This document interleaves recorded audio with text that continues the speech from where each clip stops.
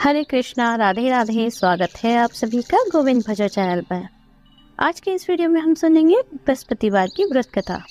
तो चलिए कथा शुरू करते हैं। प्राचीन समय की बात है। एक नगर में बड़ा व्यापारी रहता था।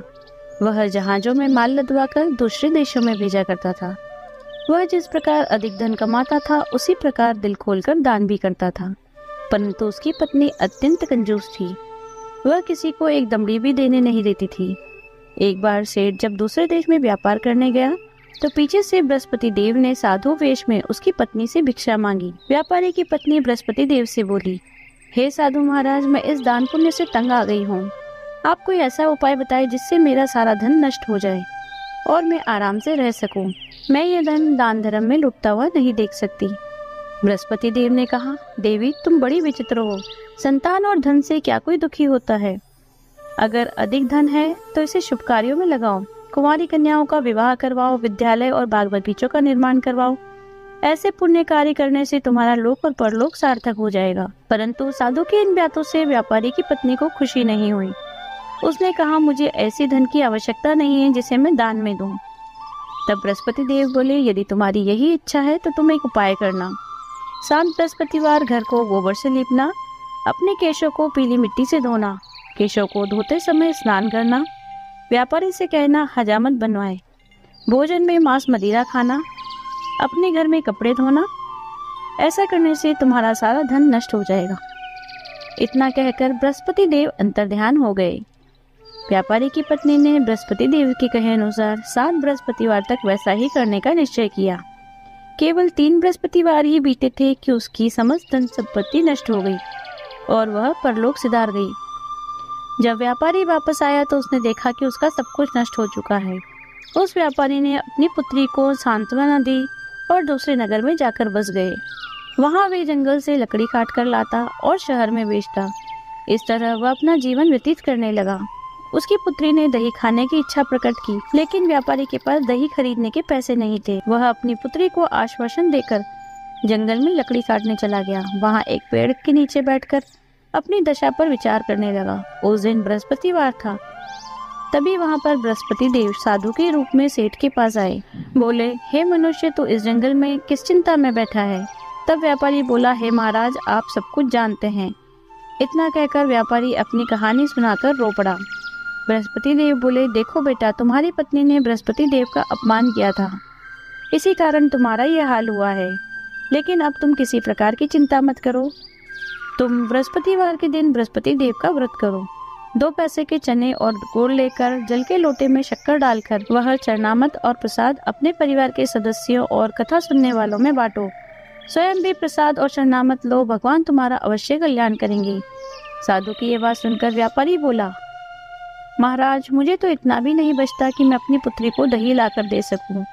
इस पर साधु महाराज बोले, तुम शहर में लकड़ियां बेचने जाना, जिससे तुम्हें लकड़ियों के दाम पहले से 4 गुने मिलेंगे, जिससे तुम्हारे सारे कार्य सिद्ध हो जाएंगे।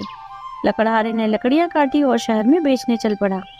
उसकी लकड़ियां अच्छे दाम में बिक गई, जिससे उसने अपनी पुत्री के लिए दही लिया और बृहस्पतिवार की कथा हेतु चना गुड़ लेकर कथा की। प्रसाद बांटकर स्वयं भी खाया। उसी दिन से उसकी सभी कठिनाइयां दूर होने लगी। अगले बृहस्पतिवार को वह कथा करना भूल गया।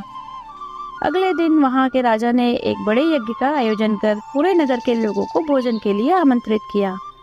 राजा की आज्ञा सुनकर पूरा नगर राजा के महल में भोजन करने गया, लेकिन व्यापारी व उसकी पुत्री तनिक विलंब से पहुंचे। अतः उन दोनों को राजा ने महल में ले जाकर भोजन करवाया। जब दोनों लौटकर आने लगे तब रानी ने देखा कि उसका खूंटी पर टंगा हार गायब है।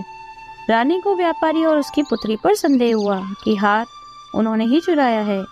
राजा की आज्ञा से उन दोनों को कारावास की कोठरी में डाल दिया गया।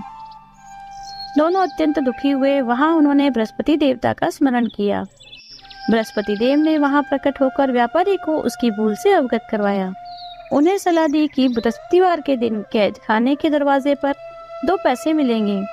तुम उससे चने और गुड़ खरीदना, विधि पूर्वक बृहस्पति देवता का पूजन करना, व्रत करना, तुम्हारे सब दुख दूर हो जाएंगे। बृहस्पतिवार को कैद खाने के द्वार पर उन्हें 2 पैसे मिले। बाहर सड़क पर एक स्त्री जा रही थी। व्यापारी ने उसे बुलाकर गुड़ और चने लाने को कहा। इस पर वह स्त्री बोली, मैं अपनी बहू के लिए गहने लेने जा रही हूँ, मेरे पास समय नहीं है। इतना कहकर वह चली गई। थोड़ी देर बाद वहाँ एक और स्त्री निकली। व्यापारी ने उसे बुलाकर कहा, हे बहन, मुझे बृहस्पतिवार की कथा करनी है, तुम मुझे 2 पैसे का गुड़ और चना ला दो। बृहस्पति देव का नाम सुनकर वह स्त्री बोली, भाई मैं तुम्हें अभी गुड़ चना ला कर देती हूँ।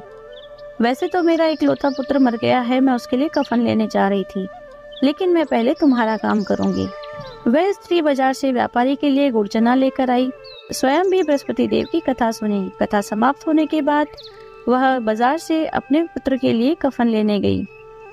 घर पर लोग उसके पुत्र की लाश को शमशान ले जाने की तैयारी कर रहे थे। स्त्री बोली, मुझे अपने लड़के का मुख देख लेने दो। अपने पुत्र का मुख देखकर उस स्त्री ने उसके मुख में प्रसाद और चरणामृत डाला।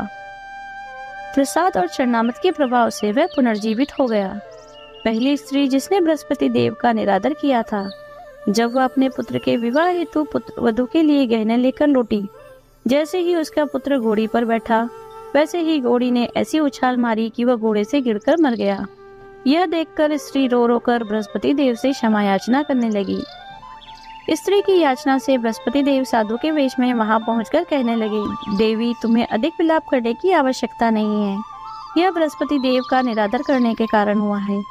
तुम वापस जाकर मेरे भक्त से क्षमा मांगकर कथा सुनो, तभी तुम्हारी मनोकामना पूरी होगी।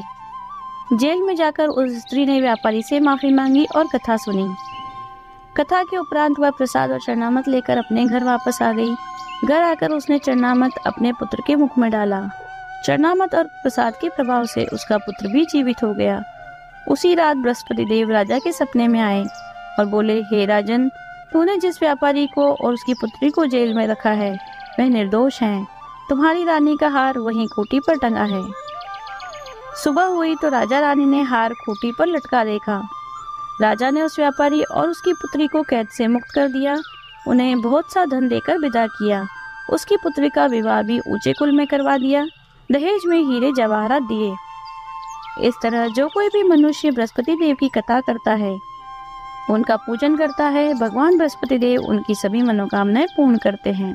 हे बृहस्पति देव, इस कहानी को कहने वाले, सुनने वाले, हुकारा भरने वाले सभी की मनोकामनाएं पूर्ण करना। बोलिए बृहस्पति देव की जय। यदि आपको वीडियो अच्छी लगी हो तो लाइक कीजिए, शेयर कीजिए, कमेंट कीजिए। यदि आप चैनल पर नए हैं तो चैनल को सब्सक्राइब कीजिए, बेल आइकन को प्रेस कर दीजिए, जिससे नए वीडियोस की नोटिफिकेशन आपको तुरंत मिल जाए। मिलते हैं अगले वीडियो में। हरे कृष्णा, राधे राधे।